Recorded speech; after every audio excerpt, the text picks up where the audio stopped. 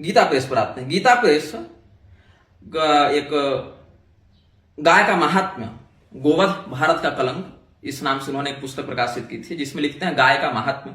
उसमें बताते हैं, ईसा मसीह का एक वचन देते हैं, तू किसी को मत मार, तू मेरे समीप पवित्र मनुष्य होकर रह, जंगल के प्राणियों का वध करके उनका मांस मत खा। एक बैल को मारना एक मनुष्य के कत्ल के समान है। फिर कहते हैं, यदि मेरे मांस खाने से किसी भाई को कष्ट होता है तो मैं संसार की अंतिम स्थिति तक केवल मांस खाना ही नहीं छोड़ता, बल्कि यह भी चाहता हूं कि मुझसे किसी भी तरह किसी को भी कोई कष्ट न पहुंचे। कोरिन्थियंस 8:12-13। फिर कहा रोमन्स 16:20 में, मांस के लिए ईश्वर की बनाई हुई सृष्टि का संहार नहीं करना चाहिए। फिर जरस्थुस्त्र जो पारसी लोगों का है उसमें कहते हैं, ईश्वर मनुष्य जाति के लिए अभ्युदय तथा गौवों का हित करने के लिए आवश्यक बुद्धि, सदाचार और दृढ़ता प्रदान करे। फिर हजरत उस्मान पहला हदीस शाइस्ता में बताते हैं, गोश्त खाने से परहेज करो, इसकी आदत शराब के समान हानिकारक है, आदत लग जाने से छूटती नहीं। फिर पैगंबर साहब नासियात हादी नामक पुस्तक में कहते हैं, ऐसा लिखा है पैगंबर साहब नासियात हादी नामक पुस्तक में, गाय के दूध और घी तुम्हारी तंदुरुस्ती के लिए बहुत जरूरी है, उनका गोश्त नुकसानदेह है। फिर क्या कहते हैं, बाबर का यहां दे रहा है लोग संदर्भ, बाबर का अपने पुत्र हुमायूं के नाम एक पत्र से जमादियत अव्वल 930 हिजरी में, तुम्हें अपने मन से धार्मिक पक्षपात को अलग कर देना चाहिए, प्रत्येक धर्म के नियम के अनुसार उनके साथ न्याय करना और विशेषकर गो हत्या से परहेज करना। फिर फतवे हुमायूनी भाग 1 पृष्ठ 360 का संदर्भ देते हुए गीता प्रेस वाले लिखते हैं, गाय की कुर्बानी इस्लाम धर्म का नियम नहीं है। मुसलमानों को मुल्लाओं और पीरों की बातों में न आकर हिंदुओं के साथ शांति रखनी चाहिए। हिंदुस्तान के लिए गाय और बैल बड़े उपकारी जीव हैं, आपको इनके वंश की वृद्धि की चेष्टा करनी चाहिए, ऐसा अफगानिस्तान के भूतपूर्व अमीर अमानुल्लाह खान ने बंबई यात्रा में कहा। फिर क्या कहते हैं, कड़ोरी व जागीरदारान परगने, मथुरा, सहरा, मंगोध व ओढ़ जो हर तरह पुष्प पनाही में हैं, वे उम्मीदवार रहते हैं जाने की जहान की तामील करने काबिल हुक्म जारी किया गया कि इसके बाद ऊपर लिखे परगनों के इर्द गिर्द मोर जीवह न करें और शिकार न करें और आदमियों की गायों को चरने से न रोकें। ऐसा तर्जुमा फरमान अतीय जलालुद्दीन मोहम्मद अकबर बादशाह गाजी। अच्छा, अकबर बादशाह गाजी, अब गाजी क्यों लगा अकबर के नाम के आगे? हिंदुओं का कत्ल करने के ही कारण लगा ना। तो ये गीता प्रेस वालों को नहीं दिख रहा है कि जिस व्यक्ति का ये रेफरेंस दे रहे हैं वो गाजी बना कैसे? हिंदुओं का कत्ल करके ही तो बना। तो गायों को न चरने से न रोके, ये रेफरेंस डाल रहे हैं बाबर का और अकबर का गीता प्रेस वाला। गाय की कुर्बानी की अपेक्षा भेड़ और बकरे की कुर्बानी ठीक है, कुस्तुनतुनिया के शादी का फतवा। और हकीम अजमल खां का फतवा कहता है, न तो कुरान और न अरब की प्रथा ही गौ की कुर्बानी का समर्थन करती है। फिर कुरान शरीफ सूरे हज ऐसा रेफरेंस देते हुए कहते हैं कि अलबत्ता पहुंचता है अल्लाह के पास तुम्हारा तकना और परहेजगारी। जेनेसिस चैप्टर 1:29 का रेफरेंस देते हैं कि परमेश्वर कहता है कि लो, मैंने साग पात जो समस्त पृथ्वी पर हैं और नाना प्रकार के वृक्ष जो फलों से लदे हैं तुम्हारे खाने के लिए पैदा किए हैं, न कि मांस। और इतना कहने के बाद 43वें बिंदु पर तक, इतना कहने के बाद 44वें बिंदु पर गीता प्रेस वाले किसका दे रहे हैं? 44वें पर। इससे पहले कुरान बाइबल सब देते जा रहे हैं और 44वें बिंदु पर आने के बाद गीता प्रेस कहती है, भगवत पूज्यपाद अनंत श्री विभूषित जगत गुरु श्री शंकराचार्य ज्योतिष पीठाधीश्वर श्री ब्रह्मानंद सरस्वती जी महाराज का उपदेश। और वहां से कहते हैं कि गौ की रक्षा करनी चाहिए, गौधन अर्थ और धर्म दोनों का प्रबल पोषक है, ऐसे कहते हैं।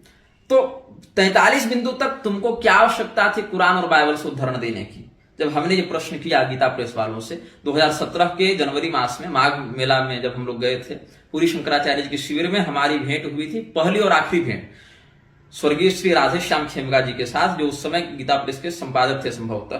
तो और भी गीता प्रेस से जुड़े कुछ लोग आए हुए थे। तो हमने पूछा था कि ये गीता प्रेस ने ये सब जो लिखा है कुरान शरीफ इत्यादि का संदर्भ देकर या बाइबल इत्यादि का या हदीसों का, गौवध भारत का कलंक, ऐसा जो उसमें जो गाय का महात्म्य इस शीर्षक से आपने लिखा है, इसमें इनका संदर्भ क्यों दिया? तो उन्होंने एक उत्तर दिया जो उस समय हमें सही भी लगा कि देखिए, बाकी अगर हम लोग इन बाकी मजहबों या धर्मों का भी जो ग्रंथ है, वहां से जो पुस्तकें किताबें हैं वहां से अगर हम देंगे संदर्भ, तो क्या होगा कि वो लोग जब पढ़ेंगे तो पढ़ने के बाद देखेंगे कि हमारे कथित धर्म ग्रंथों में ये बात है और गौ हत्या से परहेज करेंगे, तो बाकी जो लोग ईसाई और मुसलमान गौ हत्या विशेष रूप से करते हैं वो लोग शायद सुधर जाएं, इसीलिए हमने उनकी पुस्तकों से भी संदर्भ दे दिए। अब समस्या क्या है, उन्होंने ये हमें कह तो दिया, गीता प्रेस वालों ने हमें ये उत्तर तो दिया, लेकिन कितने मुसलमान या कितने ईसाई गीता प्रेस की इन पुस्तकों को पढ़ रहे हैं और इन पुस्तकों में ये संदर्भों को देखने के बाद गौ हत्या छोड़ रहे हैं? हिंदू तो पढ़ ही नहीं रहा है इन पुस्तकों को, और हिंदू तो कसाईयों को गौ माता को बेचने से परहेज कर ही नहीं रहा, डर ही नहीं रहा।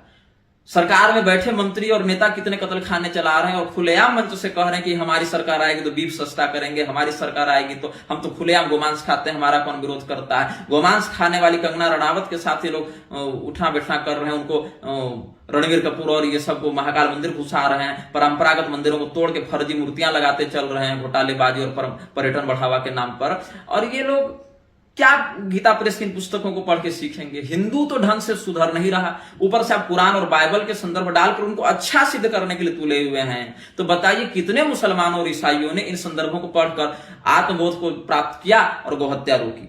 फिर ये क्या है पुस्तक, संत वचन शीतल सुधा करत ताप त्रयनाश, उसके पृष्ठ संख्या 188 में हम देख रहे हैं महात्मा ईसा मसीह, चित्र भी लगा रखा है ईसा मसीह का। और महात्मा ईसा मसीह क्या कहते हैं, जो अब इसमें अनुवाद की समस्या देखिए, यहां भगवान शब्द का प्रयोग किया। भगवान शब्द बाइबल में तो कहीं नहीं आया है, भगवान शब्द बाइबल में तो कहीं नहीं आया है। और भगवान शब्द जहां पर आया है, षण्णाम भग इति ऋणा, 6 प्रकार के दिव्य ऐश्वर्यादि से दिव्य शक्तियों से युक्त तत्व को भगवान कहते हैं। और भगवान पदवाच्य जो है उनका वर्णन जब कहीं विष्णु के रूप में कहीं शिव के रूप में आया है, लेकिन विष्णु पुराण में विष्णु पर व्याख्यान किया है। तो क्या भगवान शब्द जो ये डाल रहे हैं कि ईसा मसीह का उपदेश है, जिनके अंदर दैन्य भाव उत्पन्न हो गया है वे धन्य है क्योंकि भगवान का साम्राज्य उन्हीं को प्राप्त होगा, जो आर्त भाव से रोते हैं वे धन्य है क्योंकि उन्हें भगवान की ओर से आश्वासन मिलेगा। ये आर्तो जिज्ञासु अर्थार्थी ज्ञानी के भरदर्श है, ये आर्त शब्द और भगवान शब्द क्या वही है जो बाइबल में बताया जा रहा है? तो इन लोगों ने कह दिया कि गॉड, अल्लाह, खुदा, राम, कृष्ण, ये सब तो एक ही परमात्मा के नाम है। ये गीता प्रेस का उत्तर आता है, ये सब तो एक ही परमात्मा के, जैसे वाटर, नीर, जल, आप, हाँ ना, ये सब का तो एक ही जल का परिचायक है, पानी, ये सब। वैसे गॉड, खुदा, अल्लाह, राम, कृष्ण, ये सब तो एक ही ईश्वर के पर्याय हैं। ये इन लोगों का कुतर्क रहता है। तो भगवान कभी गॉड नहीं हो सकता, गॉड कभी भगवान नहीं हो सकता। ये दोनों की शब्द में ही इनका अर्थ छिपा है। अब बाइबल वाले हिंदी में परमेश्वर ऐसा अनुवाद करते चल रहे हैं, परमेश्वर क्लेश कर्म विपाका शरीर अपरामृष्ट पुरुष विशेष ईश्वर, जिसमें क्लेश जो अविद्या स्मिता राग द्वेषाभिनिवेशा क्लेशा, तो क्या अविद्या रूपी ग्रंथि जो क्लेश है, अस्मिता, राग, द्वेष, अभिनिवेश, इनकी जो शास्त्रीय परिभाषा है, क्लेश की जो परिभाषा है, या कर्म की जो परिभाषा है, कर्म विपाक की जो परिभाषा है, और उनसे जो परे है वह ईश्वर है, और फिर ईश्वर में भी जो परम ईश्वर, इस प्रकार से उसका वैशिष्ट दिखाया गया। क्या ये सब गॉड, बाइबल वाले गॉड पर सब लागू किए जा सकते हैं? नहीं। लेकिन जब आपको हिंदी में लिखना है तो क्या लिख दे रहे हैं गीता प्रेस वाले? और पुस्तक का नाम देखिए, संत वचन शीतल सुधा करत ताप त्रयनाश, दैविक भौतिक ताप का नाश करते हैं संतों के वचन। और संत कौन है? तो महात्मा ईसा मसीह, और ईसा मसीह का उपदेश डाल रहे हैं कह के भगवान का साम्राज्य और भगवान प्राप्त होंगे, ऐसे भगवान प्राप्त होंगे।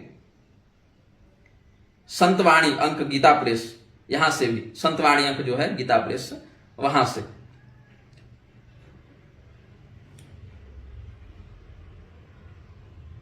और आगे बताता हूं। अब इन्होंने संतवाणी आगे देखिए, साध्वी इलिजाबेथ को साध्वी बताते चल रहे हैं। संत एडमंड, संत फ्रांसिस, बताइए ये फ्रांसिस जब भारत आया, ये डकैत, लाखों की संख्या में हिंदुओं को इसने पीड़ित किया।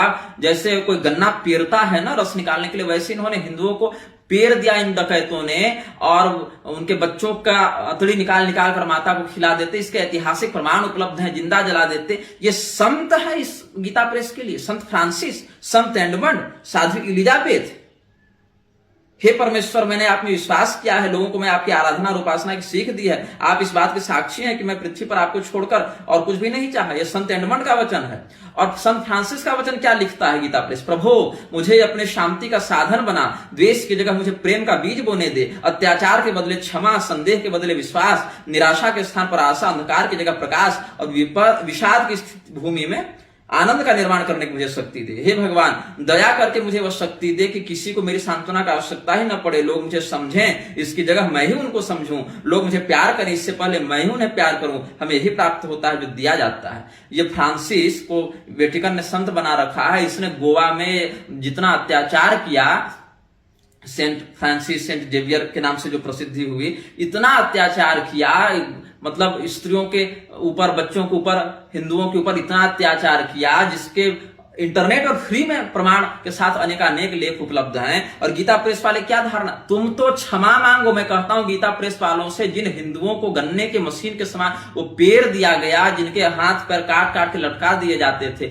जिन महिलाओं का व्यापक बलात्कार किया गया, उनके गुप्तांगों में तीखे भाले घुसा दिए जाते थे, उनकी अतड़ियां खींच ली जाती थी, जिन बच्चों का मांस उनके माता पिता के मुंह में ठूसा गया, फिर भी जो लोग आज हिंदू बने रहे अपने पूर्वजों के ऊपर हुए अत्याचार को सहकर, मैं तो कहता हूं गीता प्रेस वालों, धिक्कार है तुम्हारी कलम पर कि तुम संत फ्रांसिस शब्द का प्रयोग करके ऐसे सेकुलरता का प्रचार कर रहे हो। तुम लोगों को तो लिखित रूप से क्षमा मांगनी चाहिए उन हिंदुओं से, तुमको उनकी आत्माओं से क्षमा मांगनी चाहिए कि तुमसे इस प्रकार का अपराध हुआ है। और क्या क्या है, दार्शनिक संत, थोड़ा धुंधला दिख रहा है, यमुना लाइफा, कुमारी टेरेसा, मदर टेरेसा के व्याख्यान में, थॉमस ए केनबिस या क्या नाम है ऐसे करके, साध्वी कैथरीन, संत लीविस, बाप रे बाप, खाली ईसाइयों से भर दिया इन लोगों ने। मतलब 50 की संख्या में जिसको जिसको वेटिकन ने संत बना रखा है ना, उनका इन लोगों ने नाम दे रखा है। और क्या आगे देखिए, इतना ही नहीं, अब देखिए इन्होंने फिर पुस्तक लिखी क्या, भक्तांक, भक्तों का एक अंक इन्होंने जारी किया। भक्तों के अंक में देख लीजिए,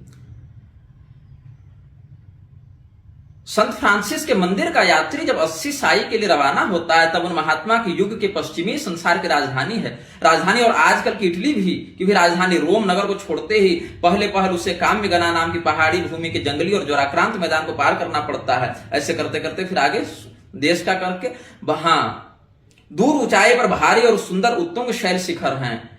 बड़े ही भारतवर्ष के इतिहास में भी इसकी पूरी समानता है, इस बात में है कि गांव गांव कोने कोने के हिंदू अपने हृदय के अंतस्थल से नदियों और शैलों से न केवल प्रेम रखते हैं, बल्कि सब में उनका पूज्य भाव है और इतिहास एवं कथा का उनसे पूर्ण संबंध है। इसीलिए आधुनिक जीवन के भंभड़ से थोड़ी देर के लिए अपने चित्त को हटाकर विक्रम की 14वीं शताब्दी के आरंभ में और इटली के माध्यमिक काल के सबसे बड़े महात्मा 80 साई के संत फ्रांसिस के जीवन पर जब हम दृष्टि डालते हैं, तो भारतीय पाठकों के किसी अपरिचित मार्ग पर पांव नहीं रखते। संत फ्रांसिस के जीवन में जिन बातों का वर्णन होगा, उनका सादृश्य भारतीय संतों के जीवन में मिलेगा। वाह, कौन सा भारतीय संत जाकर कहा कि तुम धर्म परिवर्तन कर लो, नहीं तो तुम्हारे बच्चों को मार देंगे, पत्नियों का बलात्कार कर देंगे, जीते जी जला देंगे, चटनी बना देंगे तुम्हारे शरीर को? किसने कहा जी? और प्राच्य देशों में सबसे अधिक भारतवर्ष के पाठक ही भगवान के इस भारी भक्त और इटली के सबसे बड़े योगी के जीवन के रहस्यों को हृदयंगम कर सकेंगे। मतलब भारतवर्ष के पाठक इटली के योगी और संत जिसको बताया जा रहा है, ऐसे दुरात्मा फ्रांसिस को महात्मा बताया जा रहा है, और उसके जीवन के रहस्यों को हृदयंगम कर सके, ये गीता प्रेस लिख रहा है। पश्चिमी भारत के गोवा नामक स्थान में पीछे से उन्हीं के पूर्ण अनुयायी संत फ्रांसिस जेवियर ने जो अपनी समाधि पाई, वह बात भी कुतूहल से खाली नहीं है। वाह, जैसे भारतवर्ष के बंगाल में चैतन्य महाप्रभु के युग में, महाकौशल में महात्मा कबीर के जीवन में, और कई देश में गुरु नानक के आचार विचार और उपदेश में बड़ी पूर्णता से परंपरा देखी जाती है, त्याग की परंपरा, वैसे ही इटली में महात्मा फ्रांसिस और उसके अनुयायी में भी प्रकट है। इसके सिवा इटली के पवित्र रज में ही कुछ विचित्र सौंदर्य है। वाह, अब इटली की प्रशंसा देखिए, अद्भुत, क्या चापलूसी की गई है, क्या चापलूसी। भारतवर्ष की तरह इटली भी प्राचीन सभ्यता की माता है, इटली की इतनी। और लेखक कौन है? साधु श्री C.F. एंड्रूज। ये ईसाई मिशनरी के पादरियों का लेख गीता प्रेस अपने भक्त अंक में क्यों प्रकाशित कर रहा है, ये गीता प्रेस को बताना चाहिए। क्या गीता प्रेस की स्थापना इसीलिए की गई थी कि वह मिशनरियों के ऐसे विचारों का प्रचार करे जिसमें चैतन्य महाप्रभु को संत फ्रांसिस के साथ तुलना करके संत फ्रांसिस को चैतन्य महाप्रभु के समान महान बताया जा रहा है, योगी बताया जा रहा है, भक्त बताया जा रहा है, त्यागी बताया जा रहा है। इन डकैतों को हमारे संतों के साथ तुलना की जा रही है। कैथरीन के विषय में कह रहा है रामदास गुप्त, ये हिंदू होकर रामदास गुप्त लेख लिख रहे हैं। सन 1380 में कैथरीन का देहांत हुआ। इस समय उसकी अंतिम अवस्था केवल 33 साल की थी। उसके अंतिम शब्द यह, हे प्रभु मैं अपनी आत्मा तुम्हारे हाथों में अर्पण करती हूं। ईसाई तपस्विनी कैथरीन के विषय में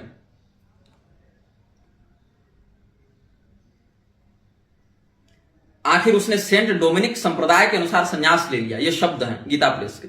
सेंट डोमिनिक का संप्रदाय था और उसमें संन्यास दिया जाता था। इन लेखकों को न संप्रदाय का अर्थ पता है न संन्यास का अर्थ पता है। उसके बाद क्या कहते हैं, आखिर उसने सेंट डोमिनिक संप्रदाय के अनुसार संन्यास ले लिया। उस समय उसकी उम्र 18 साल की थी। 3 वर्ष तक उसने मौन रखा। कैथरीन का सारा जीवन ध्यान, लोक सेवा और भक्ति की तरंगों में बहते हुए बीता। ध्यान मग्न होकर बेसुध हो जाना तो उसके लिए साधारण सी बात थी। ईसाई तपस्विनी कैथरीन, वाह। उसके बाद अब ईसाइयों की प्रार्थना बता रहे हैं। गीता प्रेस वाले ईश्वरांक, जो ईश्वर अंक छापे, तो उसमें ईसाइयों की प्रार्थना दे रहे हैं। क्या लिखते हैं, पवित्रतम और पूज्य ट्रिनिटी का, पिता पुत्र और पवित्र आत्मा का, जो एक ही ईश्वर के रूप 3 रूप हैं, शांति के राजकुमार ज्ञानी उपदेष्टा प्रभु यीशु का, प्रभु के सिंहासन के समीप 7 शक्तिमान आत्माओं का, रक्षकों, संतों और महात्माओं का सदा सर्वदा प्रत्येक प्राणी के द्वारा स्तवन हो। ये नहीं केवल ईसाइयों के लिए, अपितु प्रत्येक प्राणी के द्वारा स्तवन हो तथा अद्यावधि और सदा सर्वदा उसकी शक्ति और ऐश्वर्य की अभ्यर्थना हो। आमीन। ये गीता प्रेस लिख रहा है अपने ईश्वर अंक में। ईश्वरीय शांति जो अचिंत्य है, तुम्हारे हृदय और मन को ईश्वर तथा उसके पुत्र हमारे प्रभु यीशु के प्रेम और ज्ञान में रत रखे, तथा सर्वशक्तिमान परमपिता ईश्वर, पुत्र यीशु तथा दिव्य आत्माओं का आशीर्वाद प्रसाद तुम पर हो तथा सदा तुम्हारे साथ रहे। आमीन। फिर लिखते हैं मुसलमानों की प्रार्थना, बिस्मिल्लाहिर्रहमानिर्रहीम, अल्हम्दुलिल्लाहि रब्बिल आलमीन, अर्रहमानिर रहीम, मालिक यौमिद्दीन। ये मुसलमानों की प्रार्थना है, कुरान से कहीं से ली गई होगी। ये गीता प्रेस वाले ईश्वरांक में छाप रहे हैं। बताइए, इंग्लिश में लिख रहे हैं, to the most holy and adorable trinity, father son and holy spirit, 3 persons in one God, to Christ our Lord, the only wise counsellor and prince of peace, to the 7 mighty spirits before the throne, and to the glorious assembly of just men made perfect, the watchers, the saints and the holy ones, be praise unceasing from every living creature, and honor, might and glory henceforth and for evermore. Amen. The peace of God which passeth all understanding, keep your hearts and minds in the knowledge and love of God and his Son Christ our Lord, and the blessing of God Almighty, the Father, the Son and the Holy Ghost be amongst you and remain with you always. आमीन। बताओ, ये ईसाइयों की प्रार्थना छापी गई है कल्याण के ईश्वरांक में। ये गीता प्रेस किस दिशा में जा रहा है? फिर आगे, और इय्याका नाबदो व इय्याका नस्तईन, इहदिनस सिरातल मुस्तकीम, सिरातल लजीना अनअस्त अलैहिम गैरिल मगदूबे अलैहिम वलज्जालिम। आमीन। दयालु करुणामय प्रभु के नाम पर अखिल विश्व के प्रभु भगवान की अभ्यर्थना हो। अल्लाह और भगवान एक ही बता दिए यहां पर। वह दयालु करुणामय धर्म दिवस का अधिपति है, वही ज्ञानमय है, वही शक्तिमान है। उस सतपथ में हमारा तू मार्ग प्रदर्शक बन, जो पथ तुझमें रमण करने वालों का है, उनका नहीं जो तुझे नहीं मानते तथा अधर्माचरण करते हैं। मतलब कुरान के अनुसार जो अल्लाह को न माने वो काफिर है, वो गलत मार्ग पर चल रहा है। और गीता प्रेस वाले हिंदी अनुवाद में कह रहे हैं कि जो तुझे नहीं मानते और अधर्माचरण करते हैं उनका तुम मत अनुयायी बन। और लेखक कौन है? सैयद कासिम अली। ये इस आर्टिकल के लेखक हैं। और क्या लिखता है ये व्यक्ति? इस्लाम धर्म के प्रवर्तक हजरत मोहम्मद ने अरब की भूमि में, जबकि वहां अंधाधुंध अत्याचार और अतिशय विभत्स अनैतिकता का गहरा अंधेरा छाया हुआ था, ईश्वरीय प्रेरणा से भली भांति आवश्यक सुधार और ईश्वरीय ज्ञान का प्रचार किया। उनके बताए हुए नियम या मार्ग आज भी सबको खुदा की सच्ची राह बता दे रहे हैं। इस्लाम के कुछ सिद्धांत देखिए कि ईश्वर एक है, सर्वशक्तिमान है और निराकार रूप में सारे भूमंडल का शासक है। उस परमात्मा को छोड़कर कभी दूसरे की भक्ति और प्रार्थना नहीं करनी चाहिए। यहां ईश्वर और परमात्मा शब्द का प्रयोग करके हिंदू को भ्रमित किया जा रहा है कि नहीं गीता प्रेस के द्वारा। और क्या कहते हैं कि हजरत मोहम्मद तब आए अरब की भूमि में जब वहां अंधाधुंध अत्याचार और अतिशय विभत्स अनैतिकता का अंधेरा छाया हुआ था। गीता प्रेस वाले भविष्य पुराण ही देख लेते। अब तो वो सब अंश भी ये लोग हटा रहे हैं, भविष्य पुराण ही देख लेते। कम से कम हिंदुओं के ग्रंथ देख लेते, जहां पर मोहम्मद का अवतार त्रिपुरासुर के द्वारा प्रवर्तित वैशाच धर्म का प्रवर्तक बताया गया है। लिंगच्छेद शिखाहीन इत्यादि श्लोकों को आप देख लें भविष्य पुराण में कि भविष्य में ये सब होने वाला है, ये सब क्या है। और खुदा की आज्ञाएं तो कहते नमाज। प्रत्येक मनुष्य प्रत्येक स्थान में पवित्र होकर प्रतिदिन 5 बार अवश्य करे नमाज। नमाज हर हालत में सभी स्त्री पुरुष, राजा रंक, अमीर फकीर, बाल वृद्ध सबको अनिवार्य रूप से पढ़नी चाहिए। ये गीता प्रेस ईश्वरांक में लिख रहा है। जन समूह के साथ पढ़ना अति उत्तम है। मस्जिद में छोटे बड़े, अमीर गरीब, रंग कुरंग आदि का विचार नहीं करना चाहिए। वहां सभी लोग समान हैं, सबका एक सा व्यवहार होता है और सब समान स्थान में बैठते हैं। फिर दूसरा बिंदु गीता प्रेस में देखिए ईश्वरांक में, रोजा, खासकर वर्ष में रमजान नामक माह में 1 महीने तक दिन भर बाल वृद्ध स्त्री पुरुष सभी को निर्जल निराहार रहना चाहिए, ऐसा कह के आगे।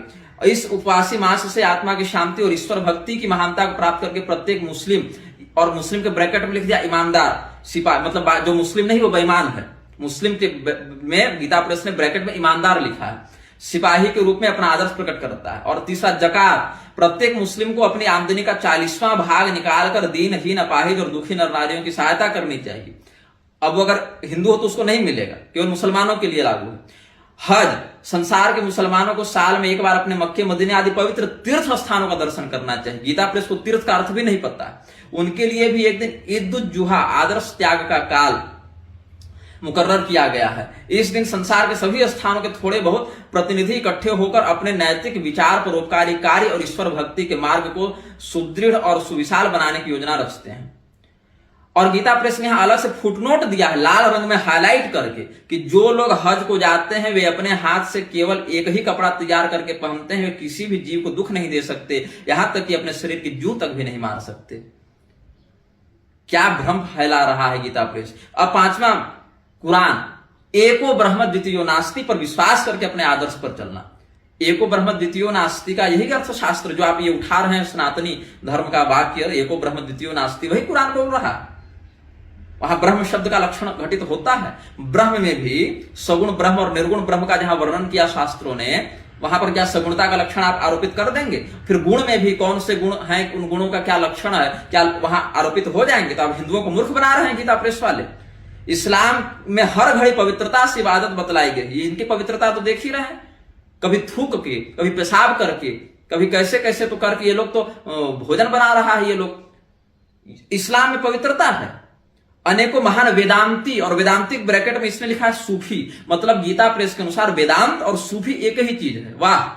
और कई अलमस्त फकीर अहम ब्रह्म की सिद्धि पर पहुंचकर देश का अतिशय कल्याण कर चुके हैं। तो मुझे बताओ गीता प्रेस वालों, कुरान में स्वयं को अल्लाह बताना कुफ्र है कि ईमान है? ये बताओ हमें। अगर कोई मुसलमान कहे कि मैं अल्लाह हूं, तो क्या वो व्यक्ति कुफ्र कर रहा है कि वो व्यक्ति ईमान ला रहा है? और अगर वो व्यक्ति कुफ्र कर रहा है तो फिर एको ब्रह्म द्वितीयो नास्ति, अहम ब्रह्म की सिद्धि पर पहुंचकर कैसे मुसलमान फकीरों ने अपना कल्याण कर लिया? जी, वो तो कुफ्र हो गया। और अगर यह मान लें कि वो कुफ्र नहीं कर, वो अल्लाह को दूसरा और अपने आप को दूसरा मान रहे थे, तो फिर वेदांती को सूफी क्यों बता रहे हो और क्यों कहते हो कि अलमस्त फकीर अहम ब्रह्म की सिद्धि पर पहुंचकर देश का अतिशय कल्याण कर चुके हैं? और क्या कहते हैं, मुस्लिम मजहब में फिलॉसफी के जो कुछ सिद्धांत प्रकट हुए हैं वे सब स्वाभाविक संगठन की प्रभावशालिनी शक्ति के साथ जुड़े हुए और एकता में केंद्रित हैं। इस्लाम में एक खुदा, एक धर्म ग्रंथ कुरान, एक पैगंबर ईश्वरीय प्रचारक अथवा हजरत मोहम्मद, एक रास्ता, एक ही इबादत, एक भाषा, एक भूषण, एक भाव, एक रस्म रिवाज, एक ही प्रकार की मस्जिद और एक कानून है। सब लोग एक खुदा को मानते हैं। तो इतने सारे फिरका बनाकर क्यों घूम रहे हो कि अमुक फिरका वाले हमारे मस्जिद में न घुसे, हमारी मस्जिद में न घुसे? इस्लाम में सिद्धांत में खुदा सर्वव्यापक, सर्वशक्तिमान, अजन्मा, अकृत्रिम, अदृश्य, अनोखा, अपरंपार, कौतुकी, दयालु, न्यायी, निर्विकार और निराकार है। उसकी मूर्ति, उसका चित्र या उसका रूप बनाकर पूजा या पूजना उसकी अपकीर्ति करना है। क्योंकि जब वह मिट्टी में और फूलों में सब में व्यापक है तो उस एक भगवान को दूसरे भगवान पर चढ़ाना ठीक नहीं। इससे उसकी विशालता की अनंत शक्ति पर आक्षेप होता है। बहुत बढ़िया, तो वो तो तुम्हारे हाथ में भी है और वो तो तुम्हारे माथे पर भी है और वो तुम्हारे गुदा में भी है। तो उसी भगवान से जब दूसरे भगवान को रगड़ते हो, तुम लोग तो रगड़ते भी नहीं होगे, पूछ लेते हो, तो उस स्थिति में तो तुमको उससे भी कोई घृणा नहीं करनी चाहिए। फिर पाकी और नापाकी का कोई सिद्धांत ही लागू नहीं होता, क्योंकि जब फूल और मिट्टी में है तो जाहिर सी बात है हड्डी, चमड़ा, खून, पीप, पेशाब, पैखाना, अच्छी बुरी हर जायज नाजायज चीज में है। फिर तो जायज नाजायज, पाक और नापाक का कुछ हुआ नहीं। अब ये गीता प्रेस क्या कह रहे हैं कि हिजरत मतलब असहयोग और शहीद होने, वीर गति वाह का मंत्र प्रत्येक मुसलमान के रोम रोम में इसीलिए फूका गया है। इसको मैं हाईलाइट कर रहा हूं, ध्यान से सुनना तुम लोग, कि जहां अधर्म, अत्याचार का तम मतलब अंधकार छाया हो, वहां एकदम चला जाए और ईश्वरीय मार्ग, ईश्वरीय भक्ति में हंसते हंसते अपने प्राण दे दे, उसकी यह वीर गति अति आदरणीय है। वाह, अद्भुत। ये कल्याण के ईश्वरांक में छपा हुआ है। इस्लाम मत में खुदा अवतार नहीं लेता और वह अपने प्रिय भक्तों की प्रार्थना सुनकर उनकी सहायता करता है और अपनी प्रार्थना सुनकर उनकी सहायता करता है। अच्छा, एक ही बात 2 बार लिख दी। और अपनी आश्चर्य में प्रभा से समय समय पर उन्हें दर्शन भी देता है। अरे भैया, जब दर्शन देता है तो निराकार कैसे हो गया?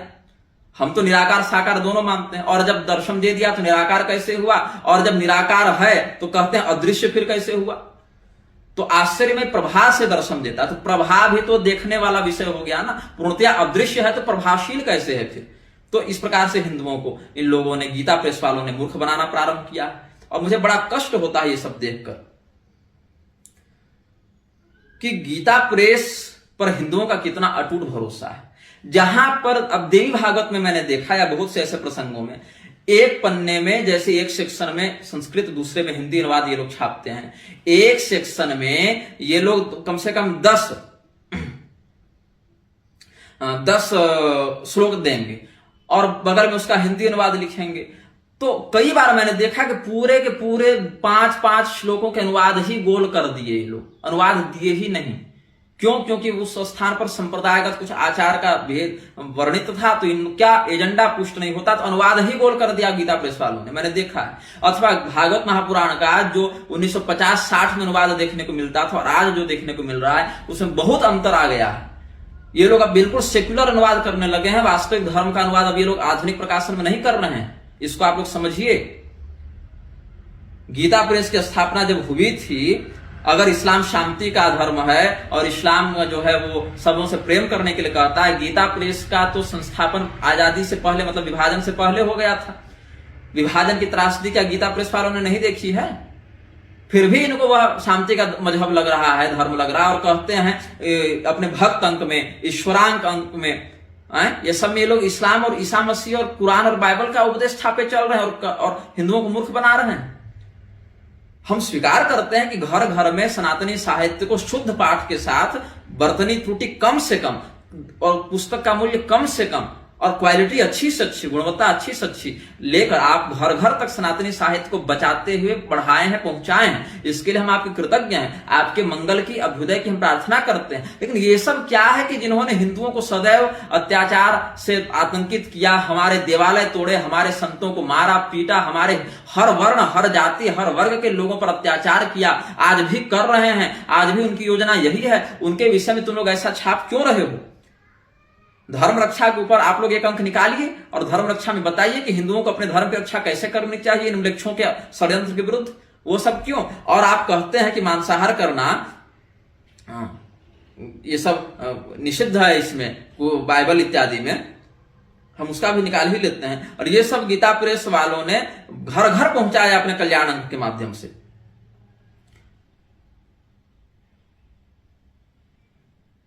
अब गीता प्रेस वाले क्या लिख रहे हैं ईश्वरांक में?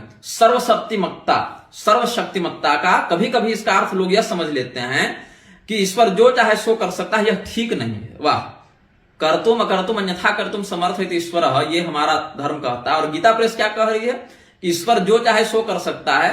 यह ठीक नहीं है। ईश्वर अपनी इच्छा अनुसार सब कर सकता है, इसमें कोई संदेह नहीं, परंतु वह ऐसे कार्य को करने की इच्छा ही नहीं रखता जो सर्वथा उचित न हो। ईश्वर प्रेमी है और उसके विधान औचित्यपूर्ण होते हैं, इसीलिए हम इस बात को देखकर प्रसन्न होते हैं कि वह सर्वशक्तिमान है। ईश्वर हमारा मंगल चाहता ही नहीं, वाह, ईश्वर हमारा मंगल चाहता ही नहीं, किंतु कर भी सकता है। इसी निश्चय से हमारा उसके अंदर विश्वास दृढ़ होता है और भरोसा बढ़ता है। और गीता प्रेस क्या लिखता है? ईश्वर सुदृढ़ होने पर भी शक्तिहीन होने के कारण हमारे हित साधन में समर्थ है। यह बात हमारी कल्पना में भी नहीं आ सकती। ये सर्वशक्तिमत्ता का, ये लोग सर्वशक्तिमत्ता का अर्थ लगा रहे हैं।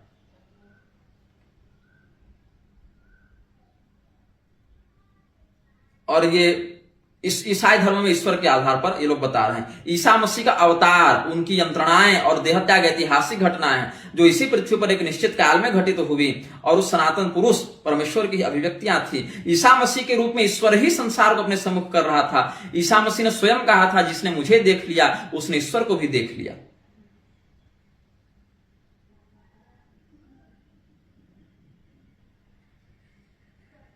सगुणता ईश्वर संबंधी कल्पना का एक मुख्य अंग है। मतलब ईश्वर के विषय में वो सगुण है, ऐसी हम कल्पना करते हैं। और हमारे हिंदू धर्मशास्त्र ईश्वर के सगुणाकृति का भी, सगुण स्वरूप का भी वर्णन करते हैं। गलत है। मतलब ईश्वर संबंधी हमारी जो कल्पना है उसका एक अंग है सगुणता। ये गीता प्रेस लिख रहा है।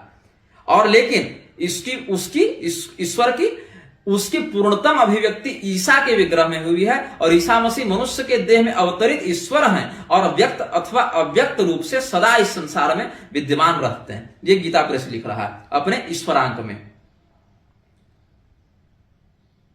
क्या बताऊं मैं,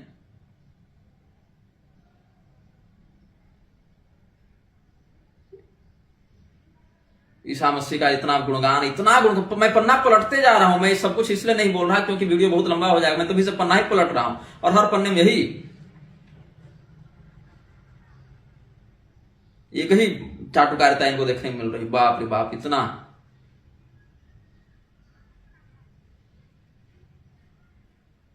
और क्या कहते हैं, बहुधा हमारे वर्णन के पीछे आंतरिक अनुभव का आधार नहीं होता, केवल हम लोग दूसरों से सुनी सुनाई बातों को ही प्राय दोहराते हैं और जिनसे हमने वो बातें सुनी होती हैं वे भी प्राय हमारी तरह होते हैं। और इसमें अंधे ने नियमाना यथांधा औपनिषदिक वाक्य डाल दिया इन लोगों ने। सृष्टि के आदि से लेकर अब तक ईश्वर के न मालूम कितने चित्र खींचे गए हैं, इनमें से कई तो ऐसे हैं जो अधूरे ही नहीं किंतु दोष बहुल हैं और कदाचित ईश्वर के स्वरूप को बिल्कुल ही विकृत कर देते हैं। वाह, मतलब बाकी लोगों ने बताया वो ईश्वर का विकृत स्वरूप था, लेकिन ईसा मसीह ने जो बताया वो सब बिल्कुल सही है। और ईश्वर के विषय में जो ईसा मसीह ने कहा वो सबसे बढ़िया था। क्यों? क्योंकि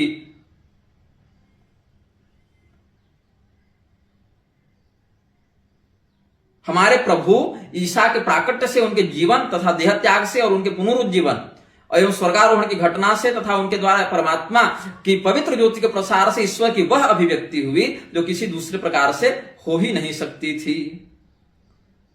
बताइए, ये गीता प्रेस ने अपने ईश्वरांक में छाप रखा है।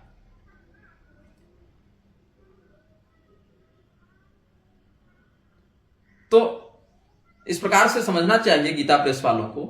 आप लोगों के ऊपर हिंदुओं का बहुत बड़ा विश्वास है। आप लोगों के इन वचनों का दुष्प्रचार करते हुए ईसाई मिशनरियां हिंदुओं को और बरगला सकती हैं। हम तो कहते हैं कि एक, अब इन लोगों को जब हमने कहा कि अल्लाह, गॉड और ईश्वर एक नहीं, तो कहते हैं विट्ठल नाम भी तो शास्त्रीय नहीं है, लेकिन हम मानते हैं कि विट्ठल भी भगवान है। बताइए, विट्ठल भगवान का कृष्ण के रूप में ही मान्यता हमें प्राप्त है ना, और श्री कृष्ण भगवान ही विट्ठल हैं और उनके रूप में उन्होंने जो धर्म का कोई ऐसा उपदेश तो नहीं किया जो कि हमारे सनातनी सिद्धांत के विरुद्ध जाए। लेकिन बाइबल कुरान में स्पष्ट रूप से जहां पर हिंदुओं को, जहां पर वो कह रहे हैं कि मैं तुम्हारा लहू खाऊंगा, मांस खाऊंगा, ये सब जो है, जैसे मैंने कुछ देखे तो कहते हैं कि कुरान में जहां पर है, जहां कहीं उन पर काबू पाओ, कत्ल करो और उन्हें निकालो जहां से उन्होंने तुम्हें निकाला, इसीलिए कि फितना कत्ल से भी बढ़कर गंभीर है उत्पीड़न। लेकिन मस्जिद हराम के निकट तुम उनसे न लड़ो जब तक वे स्वयं तुमसे वहां युद्ध न करें। यदि वे तुमसे युद्ध करें तो उन्हें कत्ल करो। ऐसे इनकारियों का ऐसा ही बदला है। फिर कुरान में ही जो लोग अल्लाह की आयतों का इनकार करें और नबियों को नाहक कत्ल करें और उन लोगों का कत्ल करें जो न्याय के पालन करने को कहें, उनको दुखद यातना की मंगल सूचना दे दो। जो लोग अल्लाह और उसके रसूल से लड़ते हैं और धरती के लिए बिगाड़ पैदा करने के लिए दौड़ धूप करते हैं, उनका बदला तो बस यही है कि बुरी तरह से कत्ल किए जाएं या सूली पर चढ़ाए जाएं या उनके हाथ पांव विपरीत दिशाओं में काट डाले जाएं या उन्हें देश से निष्कासित किया जाए। यह अपमान और तिरस्कार ही उनके लिए दुनिया में आखिरत उनके लिए बड़ी यातना है। जिन लोगों ने हमारी आयतों का इनकार किया, कुरान 4:56 में बता रहे हैं, जिन लोगों ने हमारी आयतों का इनकार किया उन्हें हम जल्द ही आग में झोंकेंगे। जब भी उनकी खालें पक जाएंगी तो हम उन्हें दूसरी खालों में बदल दिया करेंगे ताकि वे यातना का मजा चखते रहें। निस्संदेह अल्लाह प्रभुत्वशाली तत्वदर्शी है। और आगे, मुनाफिक जहां कहीं पाए जाएंगे पकड़े जाएंगे और बुरी तरह कत्ल किए जाएंगे। निस्संदेह अल्लाह ने ईमान वालों से, मुसलमानों से उनके प्राणों और उनके मालों के बदले में क्यों इसके बदले में खरीद लिया है कि उनके लिए जन्नत है। वे अल्लाह के मार्ग में लड़ते हैं तो मारते भी हैं और मारे जाते भी हैं। अल्लाह ने मुनाफिक कपटाचारी पुरुषों और मुनाफिक स्त्रियों और काफिरों से जहन्नम की आग का वादा किया है जिसमें वे सदा रहेंगे। यही उन्हें बस है। अल्लाह ने उन्हें लानत की और उनके लिए स्थायी यातना की है। हे नबी, ईमान वालों मुसलमानों को लड़ाई पर उभारो। यदि तुम में 20 जमे रहने वाले होंगे तो वे 200 पर प्रभुत्व प्राप्त करेंगे और यदि तुम में 100 हो तो वे 1000 काफिरों पर भारी रहेंगे, क्योंकि काफिर ऐसे लोग हैं जो समझ बूझ नहीं रखते। हे ईमान लाने वालों, तुम यहूदियों और ईसाइयों को मित्र न बनाओ, क्योंकि ये आपस में एक दूसरे के मित्र हैं और जो कोई तुम में उनसे मैत्री करेगा वह उन्हीं में से होगा। निस्संदेह अल्लाह जुल्म करने वालों को मार्ग नहीं दिखाता। उन काफिरों से लड़ो, अल्लाह तुम्हारे हाथों में यातना देगा और उन्हें रुसवा करेगा और उनके मुकाबले में तुम्हारी सहायता करेगा और ईमान वाले लोगों के दिल ठंडे होंगे। हे ईमान लाने वालों, मूर्ति पूजक मुस्लिम नापाक हैं, निसंदेह काफिर तुम्हारे खुले दुश्मन हैं। हे ईमान लाने वालों मुसलमानों, तुम उन काफिरों से लड़ो जो तुम्हारे आसपास हैं और चाहिए कि वे तुम में सख्ती पाएं। और एक तो बड़ा प्रसिद्ध है कि जब हराम के महीने बीत जाएं तो मुशरिकों को जहां कहीं पाओ कत्ल करो और पकड़ो और उन्हें घेरो और हर घात की जगह उनकी ताक में रहो। फिर यदि वे तौबा कर लें, नमाज कायम कर लें और जकात दें तो उनका मार्ग छोड़ दो। निसंदेह अल्लाह बड़ा क्षमाशील और दया करने वाला है। फिर कुरान बाइबल में देखिए आप, यूहन्ना 6:53 में यीशु ने उनसे कहा कि मैं तुमसे सच कहता हूं कि जब तक मनुष्य के पुत्र का मांस न खाओ और उनका लहू न पियो तुम में जीवन नहीं। आगे, दयालु स्त्रियों ने अपने ही हाथों से अपने बच्चों को पकाया है। जो तुम पर अंधेर करते हैं मैं उनको उन्हीं का मांस खिलाऊंगा और वे अपना लहू पीकर ऐसे मतवाले होंगे जैसे नए दाख मधु से होते हैं। और कोई लैब्य व्यवस्था करके है ना, व्यवस्था विवरण के बाद का शायद क्या पहले का 26 में कहते हैं तुम्हें अपने बेटों बेटियों का मांस खाना पड़ेगा जब घिर जाने और उस सकेती के समय जिसमें तुझे तेरे शत्रु मार डालेंगे, तेरे शत्रु तुझको डालेंगे, तू अपने निज जन्माए बेटे बेटियों का मांस जिन्हें तेरा परमेश्वर यहोवा तुझे देगा उसे खाएगा। फिर शमूएल 21:6 में कहते हैं संभवतः कि उसके वंश के 7 जन हमें सौंप दिए जाएं और हम उन्हें यहोवा के लिए, यहोवा के चुने हुए शाऊल की गिवा नामक बस्ती में फांसी देंगे। राजा ने कहा मैं उनको सौंप दूंगा। यह नरबली लगातार 3 वर्ष से पड़ रहे सूखे से निजात पाने के लिए दी गई थी। ऐसा कोई अमित कुमार जी ने सारा संदर्भ देकर डाला था, तो हमने वहां से पढ़ा तो हमने देखा कि ये तो बाइबल की बातें ऐसी भी हैं। तो गीता प्रेस वाले ये सब नहीं बताएंगे कि कुरान और बाइबल में कहां हमारे विरुद्ध बातें हैं और कहां उनके उन्हीं बातों का आश्रय लेकर ईसाई मिशनरी और इस्लाम वाले हमारा शोषण कर रहे हैं, हमारे विरुद्ध षड्यंत्र कर रहे हैं। ये सब मुसलमान कुछ दिन में जब देखेंगे कि हिंदू आपस में एकजुट हो रहे हैं और इस्लाम या मिशनरी के रूप में अपना एक शत्रु देख रहे हैं, तो ये लोग चुप हो जाएंगे, एकदम साइलेंट हो जाएंगे। चुनावी राजनीति से या गजवाए हिंद से या सबको गॉस्पेल पढ़ाने से 10-20 साल के लिए दूर हो जाएंगे, अपनी जनसंख्या बढ़ाने में लगे रहेंगे। और जब इनकी जनसंख्या पर्याप्त हो जाएगी तब अचानक से हमला करेंगे। और जब ये चुप हो जाएंगे तो हिंदू देखेगा अरे मुसलमान तो शांति प्रिय होता है, ईसाई तो शांति प्रिय होते हैं। तब गीता प्रेस के इन्हीं वचनों के आश्रय से उनको भ्रम हो जाएगा कि मुसलमान और ईसाई तो वास्तव में बहुत ही संवेदनशील और बहुत ही अच्छे होते हैं। और फिर कहेगा अरे गीता प्रेस वाले भी ईसाई छापे हैं, सही बात है। तो उस स्थिति में जब 10 साल 20 साल 30 साल के बाद इनकी आबादी बढ़ जाएगी और तब तक कि शांत अगर हो गए तो आप हिंदुओं के पास आपस में एक दूसरे की जाति से लड़ने के समय के अलावा कोई चारा नहीं रहेगा। एक दूसरे की जातियों से लड़कर आप सभी कमजोर भी होंगे और मुसलमान अपनी जनसंख्या बढ़ाकर अचानक से जब हावी होगा तो आप सामूहिक रूप से उनका प्रतिकार नहीं कर पाएंगे। इस षड्यंत्र को समझिए। गीता प्रेस का सम्मान है जिस अंश में उन्होंने शास्त्र की सेवा की है, लेकिन जहां पर उन्होंने हिंदू धर्म शास्त्रों के विरुद्ध जाकर अनुवाद किया अथवा इस प्रकार के भ्रामक कथनों को अपने ईश्वर अंक, भक्त अंक, संत वचन इत्यादि, संत अंक इत्यादि में प्रकाशित किया है, हम इसका विरोध करते हैं और हिंदुओं को इस षड्यंत्र से सतर्क करते हैं और आशा करते हैं कि गीता प्रेस आगे से ऐसी गलती नहीं करेगा और अपने प्रकाशनों से ऐसी बातों को हटाएगा या कम से कम इस बात का शोधन करते हुए किसी धर्म रक्षा संबंधी अंक को भी प्रसारित करेगा, ऐसी हम कामना करते हैं। पहले जब हमने कहा हम गीता प्रेस पर वीडियो लेकर आ रहे हैं तो लोग बड़े भड़क गए कि तुम सब में गलती देखते हो। मेरा काम गलती देखना ही है, मेरी बहाली ही उसी के लिए धर्म में हुई है भाई, मेरी ड्यूटी, मेरा डिपार्टमेंट ही वही है। कोई व्यक्ति को अगर रखा गया है कि तुम केवल चोरों पर नजर रखो तो जहां जहां चोरी होगी उसकी दृष्टि स्वयं वहां पर जाती जाएगी। तब ये नहीं कर सकते तुमको हर व्यक्ति में चोर नजर आता है, नहीं, मुझे हर व्यक्ति में गलती नजर नहीं आती, अपितु जहां जहां गलती होती है वहां वहां मेरी नजर जाती है और उसको मैं आप सबों के सामने लाकर रखता हूं और बताता हूं। और इस मार्ग में, इस संघर्ष में हमारे ऊपर अभी बहुत से आरोप लगने वाले हैं। कोई लोग कहेंगे मैं कापालिक हूं, कोई कह रहा है मैं बलात्कारी हूं, कोई कह रहा है कि मैं गुप्त रोगी हूं, कोई कह रहा है मैं समलैंगिक हूं, कोई कह रहा है कि मुझे ये सब वीडियो बनाने के लिए पैसे मिलते हैं, कोई कहता है कि मैं स्वयंभू हूं, मैं काल्पनिक हूं, लेकिन कोई ठोस प्रमाण नहीं देते। निग्रह संप्रदाय, निग्रहाचार्य, निग्रहागम के बारे में जिन्होंने मेरे द्वारा बताए जाने से पहले नाम तक नहीं सुना था, वे लोग जब कहते हैं कि मैं फर्जी निग्रहाचार्य हूं और मुझे निग्रहागमों का होश नहीं है, तो ऐसे मूर्खों पर हमें हंसी आती है और ऐसे मूर्खों के ऊपर समयानुसार प्रकृति स्वयं ताला लगा देगी। और जितना समय प्रकृति को मेरे द्वारा जो कार्य संपादित करवाना है वो तो हम पहले से भी करते आ रहे हैं और आगे भी करते जाएंगे। इसी कथन के साथ गीता प्रेस के अभ्युदय की ही कामना हम करते हैं, लेकिन जहां तक शास्त्र सेवा वो करेगा वहीं तक। आप एक प्रेस हैं, आपका काम ये नहीं है कि आप किसी अनुवाद को छिपा दें या अनुवाद को बढ़ा दें या उसका विश्लेषण कर दें। आप धर्मगुरु नहीं हैं। आपका काम बस मूल श्लोकों को या उन श्लोकों का आप अनुवाद भी कर रहे हैं तो पूरे के पूरे अनुवाद को यथावत रख दें। उसमें अलग से एजेंडा घुसाने की आपको जरूरत नहीं है। ईसाई और इस्लाम इनके प्रचार में तो आपने कई पेज रंग डाले, तो देवी भागवत के अनुवाद में आपने आधा अधूरा अनुवाद क्यों किया? वहां आपको अपना एजेंडा फिट नहीं कर बैठ रहा था क्या? फिर ये लोग कहते हैं कि कलयुग में केवल गीता प्रेस ही एकमात्र सही प्रेस है और जयदयाल गोविंदका, राम सुखदास जी इत्यादि के वचन ही शास्त्र प्रमाण के रूप में मान्य होने चाहिए। मतलब केवल सेठ जी ने, पोद्दार जी ने, जयदयाल गोविंदका जी ने, राम सुखदास जी ने जो कह दिया, किसी धर्माचार्य के पद पर बैठे किसी ब्राह्मण तपस्वी संत ने कुछ नहीं कहा।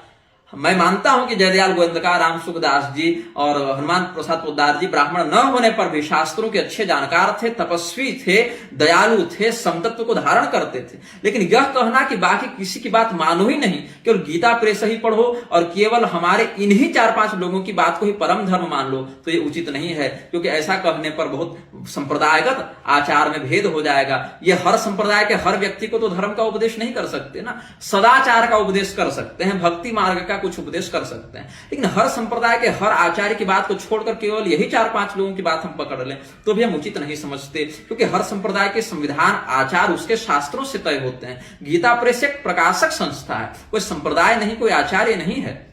जो शास्त्र का श्लोक है आप श्लोक को लिखें, उसका जो अनुवाद बिना कोई छेड़छाड़ किए जो संभव है उसको आप डाल दें। लेकिन ये तो आप लोग कर नहीं रहे।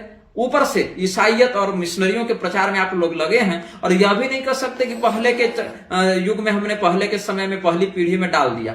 अभी डिजिटलाइज करके अपने गीता प्रेस के एप्लीकेशन पर भी ये सब ईसाई और मुसलमानों के प्रचार में ये सब लिखे जा रहे हैं। तो इस बात से मुझे क्षोभ हुआ, इसीलिए हमने सुधार के उद्देश्य से इतना कह दिया है। आशा है गीता प्रेस हमारे संदेश को सुनेगा और अगर थोड़ी बहुत सद्बुद्धि, विवेक और मूल रूप से गीता प्रेस की स्थापना में जो भाव था, जो इसके मूल उद्देश्य की जो भावना थी, वो अगर गीता प्रेस आज भी स्मरण रखे है तो इन विसंगतियों का शोधन करेगा और हिंदुओं को इस संघर्ष की स्थिति में भ्रमित नहीं करेगा। यदि आप धर्मशास्त्रों का यथारूप अर्थ नहीं बता सकते तो ऐसे भ्रामक वक्तव्यों को प्रसारित करना बंद करें। और अगर आपको करना ही है इस्लाम और ईसाईयत का प्रचार तो उन आयतों को भी और उन उक्तियों को भी बाइबल और कुरान से और हदीस से निकाल कर दें जहां पर हिंदुओं को मारने, काटने, मंदिरों को तोड़ने और हिंदुओं की स्त्रियों का बलात्कार करने इत्यादि का आदेश दिया गया है, वो सब भी आप लोग साथ साथ में छापते जाएं ताकि बात हो कि चलो जो जो वर्णन है हमने डाल दिया। और अगर ऐसा नहीं है तो फिर अपना जो धार्मिक जो एक संरक्षण आपका हिंदुओं का प्राप्त है कि हिंदुओं का बहुत बड़ा एक गौरव है गीता प्रेस, इस गौरव को आप लोग भंजाना बंद कर दें, यही हम चाहते हैं। श्रीमन नारायण, हर हर महादेव, नमः चंडिकाय।